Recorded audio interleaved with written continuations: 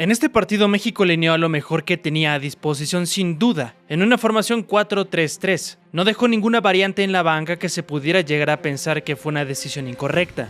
Desde el inicio del partido se veía una estrategia completamente contrastante con el otro equipo que tenían como rival, y con esto me refiero a Jamaica, que buscaba el contragolpe y llevar el encuentro a un punto meramente físico, en donde sus individualidades iban a hacer la diferencia. El equipo de Lozano pretendía más el juego colectivo, buscando las oportunidades con posesiones, aunque en cierto punto, en algún tramo del partido, los jamaiquinos llevaron a México a donde ellos querían, pelear de iguales en potencia física.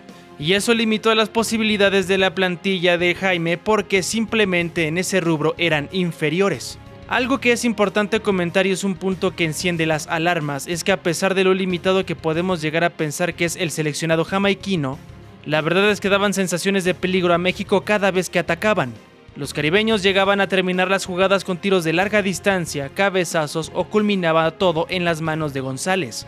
Lo que también es bastante meritorio para Jamaica, tampoco hay que demeritarlos. Pero lo preocupante está del lado de México porque los delanteros jamaiquinos son técnicamente más limitados, y aún así les hacían daño.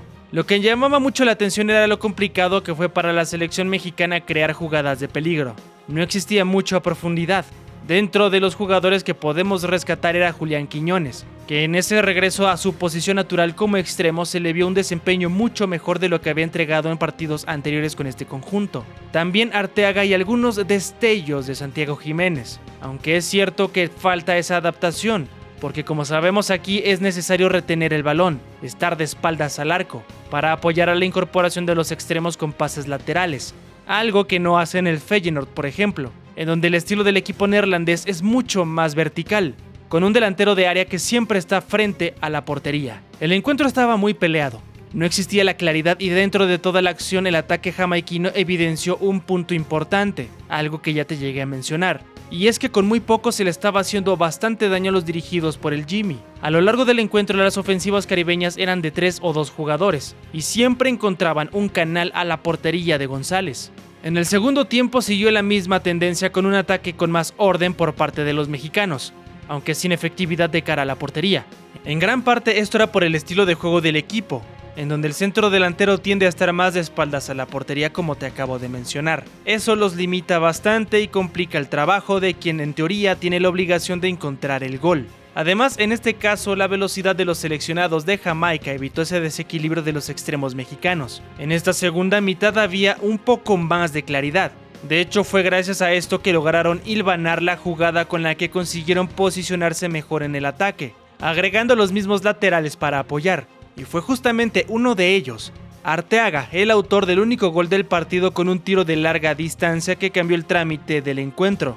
Luego de esto el tanto abrió más espacios para México porque Jamaica fue obligado a ser mucho más ofensivo. Y la realidad es que a pesar de esto, los delanteros mexicanos no encontraron más oportunidades claras. Eso es algo que deberán de mejorar porque ese conjunto jamaiquino realmente no tiene una fortaleza en la saga defensiva.